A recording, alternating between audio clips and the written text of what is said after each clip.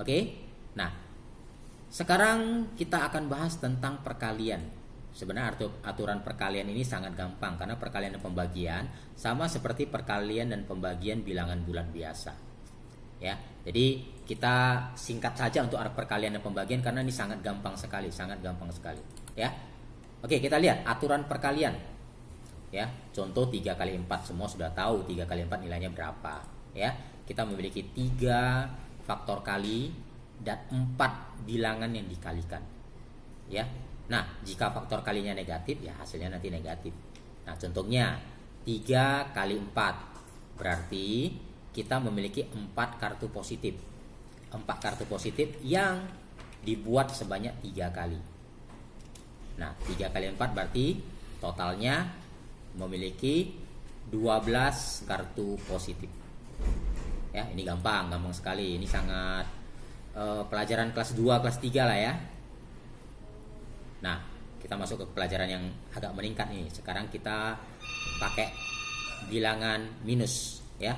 Nah, kalau pakai bilangan negatif ada contohnya 3 kali minus 4. Berarti yang kita kalikan adalah minus 4-nya. Kita punya 4 kartu negatif. 4 kartu negatif ini kita susun menjadi 3 kali.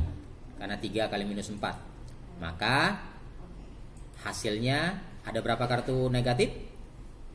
Iya benar, 12 kartu negatif. Karena kartunya negatif maka hasilnya adalah negatif 12. Berikutnya, sekarang kita contoh minus 3 kali 4. Berarti kita memiliki 4 kartu positif. Nah, 4 kartu positif ini kita kalikan 3. Nah, faktor kalinya negatif ini.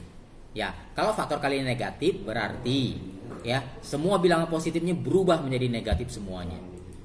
Ya. Jadi kalau kartunya menjadi dari positif menjadi negatif, dari negatif menjadi positif. Nah, contohnya ini minus 3 kali minus 4 berarti kita memiliki 4 kartu negatif yang kita kalikan sebanyak 3 kali. Nah, karena faktor kalinya negatif, maka nilainya jadi berubah menjadi positif. Nah, sehingga perkaliannya menjadi positif 12. Untuk aturan pembagian juga sebenarnya sama. Caranya sama saja, cuman kebalikan dari perkalian. Ya, contohnya 12 bagi 3, 12 adalah bilangan dibagi, 3 adalah faktor bagi. Jadi, jika faktor bagi negatif maka kartu dibalik. Demikian sebaliknya. Ya, contohnya yang gampang. 12 bagi 3. Ya, kita memiliki 12 kartu positif. Itu yang mau kita bagi menjadi 3 bagian. Kita bagilah 12 ini masing-masing dapat 1, kita bagi pelan-pelan sehingga habis. Nah, setelah habis maka kita mendapatkan 3 tumpukan kartu yang dimana masing-masing tumpukan itu ada 4 kartu positif. Sehingga 12 bagi 3 itu sama dengan 4 kartu positif. Nah, bagaimana kalau faktor pembaginya itu negatif? Contohnya minus 12 dibagi 3. Minus 12 dibagi 3 berarti kita memiliki 12 kartu negatif. Nah, 12 kartu negatif ini ya kita bagi 3. Ya, kita bagi satu orang satu sehingga terdapat 3 tumpukan dengan jumlah kartu yang sama. Nah, tumpukan-tumpukan tersebut memiliki 4 kartu negatif. Sehingga minus 12 dibagi 3 itu nilainya minus 4. Nah, kita balikan sekarang. Yang dibagi adalah bilangan minus. Kita memiliki 12 kartu positif dan 3 kartu negatif. Sehingga kita bagi seperti tadi, 12 dibagi 3 dapat 4 kartu positif.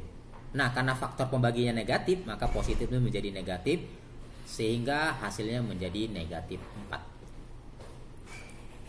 Nah, bagaimana kalau dua-duanya bilangan negatif? Ya sama saja sih. Kita bagikan aja 12 dibagi 3. Ya, 12 dibagi 3. Kita bagi satu persatu. Kemudian setelah kita bagi, kita memiliki 4 kartu negatif. Nah, karena faktor pembaginya adalah bilangan negatif, maka nilainya kita balik menjadi positif. Nah, tersisa 4 kartu positif. Maka benar dia akan menjadi 4 kartu positif, nilainya adalah positif 4. Nah, bagaimana dengan perkalian dan pembagian? Kalau perkalian dan pembagian seharusnya lebih gampang ya. Perkalian dan pembagian seharusnya lebih gampang karena prinsipnya kalau positif dikali dengan positif itu hasilnya positif. Ya. Kalau positif dikalikan dengan negatif itu hasilnya negatif. Ini sudah pasti ya. Kalau negatif dikali positif hasilnya juga negatif. Jadi kalau salah satu nilainya negatif sudah pasti hasilnya negatif. Tapi kalau dua-duanya nilainya negatif, negatif dikali negatif itu hasilnya menjadi positif. Nah, prinsip perkalian dan pembagian hampir sama semuanya seperti ini. Jadi angka berapapun yang kita kalikan seperti biasa saja. Yang berpengaruh adalah hasilnya positif atau negatif saja. Jadi kalau salah satu nilainya negatif sudah pasti hasilnya negatif, udah pasti. Kalau dua-duanya bernilai sama, sama-sama positif atau sama-sama negatif, itu sudah pasti nilainya positif. Ya, perkalian dan pembagian sedikit lebih gampang, bukan sedikit, memang lebih gampang. Asalkan kita sudah hafal perkalian. Jadi sistem perkalian dan pembagian sama seperti sistem perkalian dan pembagian seperti biasanya. Ya. Nah, di sini kalau kita lihat prinsip pembagian juga sama. Positif bagi positif positif, positif bagi negatif hasilnya negatif, negatif bagi positif hasilnya negatif, negatif bagi negatif hasilnya positif. Sama seperti perkalian. Yang penting kita harus tahu bagaimana cara perkalian dan cara pembagian. Untuk hasil akhirnya kita lihat angkanya bernilai positif atau bernilai negatif. Ya, itu saja. Oke, kita masuk ke contoh ya. Contoh yang gampang saja. Saya ambil beberapa contoh saja di sini. Ya, contohnya positif 4 dikali positif 8. Ya.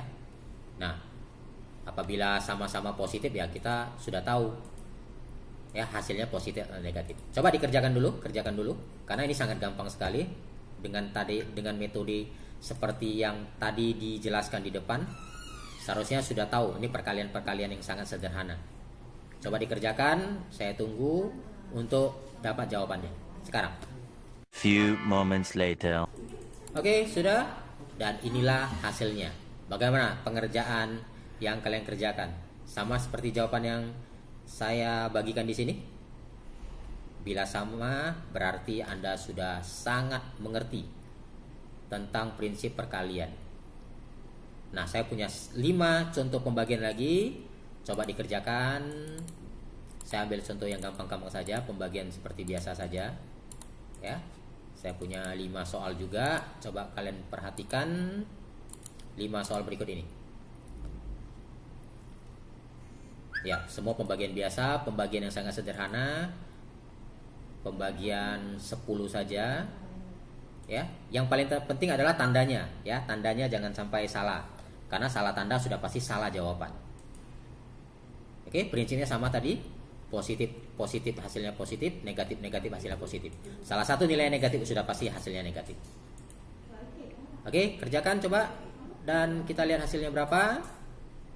A few minutes later. A few minutes later. A few minutes later. Inilah hasilnya. Ada yang benar semua? Bagus. Itulah prinsip-prinsip operasi hitung bilangan bulat, baik penjumlahan, pengurangan, perkalian, dan pembagian. Oke, demikian saja pembelajaran kita pada hari ini. Mudah-mudahan student semuanya bisa mengikutinya. Apabila masih kurang mengerti, boleh direview kembali videonya, pelajari pelan-pelan, ikuti pelan-pelan caranya, tuliskan. Jangan hanya melihat saja tapi tuliskan dan kemudian latihan. Itu yang paling penting. Ya, semoga student semuanya sehat dan jangan lupa berolahraga, makan makanan bergizi dan perbanyak minuman. Kurangi aktivitas di luar rumah. Semoga kita selalu sehat dan sampai jumpa.